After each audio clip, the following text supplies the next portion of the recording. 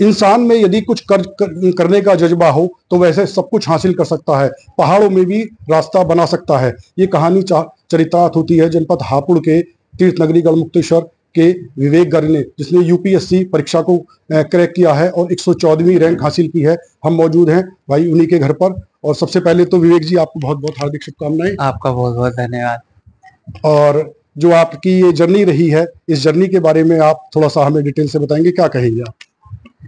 ये जर्नी मैंने 2020 में मतलब निश्चित किया था कि मुझे यूपीएससी की परीक्षा देनी है और सिविल सर्विसेज में जाना है। तो फिर 2020 कोरोना का टाइम था, तो मैंने देखा जो देश में है और कैसे सिविल सर्वेंट्स उसके लिए काम कर रहे हैं, तो वो एक मेरे लिए प्रेरणा बनी और मैं उसके लिए काम करना चाहता था। तो वहीं से मैंने तैयारी शुरू की थी, लेकिन शुरू में 2 साल जॉब के साथ किया पहले।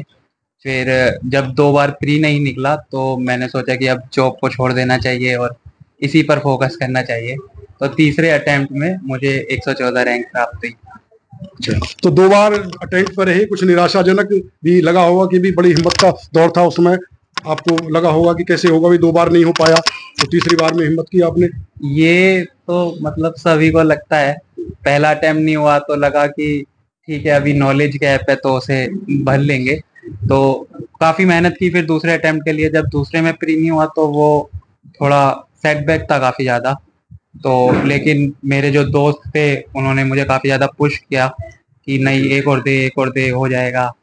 तो वो काफी ज्यादा एक मेरे को पुश मिला वहाँ। तो प्रारंभिक शिक्षा की बात करें तो आपने कहाँ से, गढ़मुक्तेश्वर से बताइए? मैंने गढ़मुक्तेश्वर किस्तु ज्योति कॉन्वेंट हाई स्कूल से ही अपनी 10th तक परीक्षा की है और उसके बाद 2 साल मैंने कोटा में कोचिंग ली थी जेई के लिए और फिर आईआईटी पटना से मैंने ग्रेजुएशन किया है केमिकल इंजीनियरिंग में।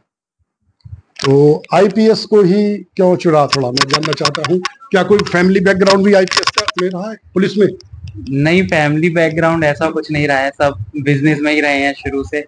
लेकिन फैमिली का शुरू से था कि मतलब आईएएस और आईपीएस बनना देखना चाहते थे, तो फर्स्ट प्रेफरेंस इसलिए आईएएस था और सेकंड आईपीएस मेरा था।